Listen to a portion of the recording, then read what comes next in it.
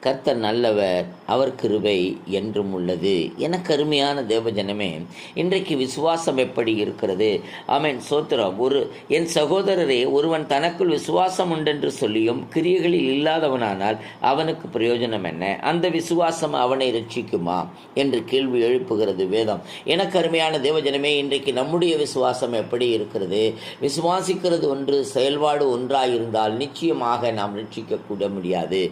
ஆமென். எனக்கு அருமையான தேவஜனமே, விசுவாசியுங்கள், அப்படியே அபியாசப்படுத்துங்கள். ஆமென், சோத்திரம். அதே போல ஆமென், சோத்திரம். ஆபிரகாம் விசுவாசித்தார், கீழ்ப்படிந்தார், அப்படியே கிரியைகள் நடப்பித்தார், அதனால் அவர் நீதிமான் ஆக்கப்பட்டார். எனக்கு அருமையான தேவஜனமே, இன்றைக்கு நம்முடைய விசுவாசம் எப்படி இருக்கிறது? நம்முடைய கிரியைகள் எப்படி இருக்கிறது? ஆராய்ந்து பாருங்கள். ஏனென்றால் நியாயத்தீர்ப்பில் நிறுத்துவது நம்முடைய கிரியைகள் மாத்திரமே என்பதை நினைவு கூறுங்கள். கர்த்தர் உங்களை ஆசீர்வதிப்பார்.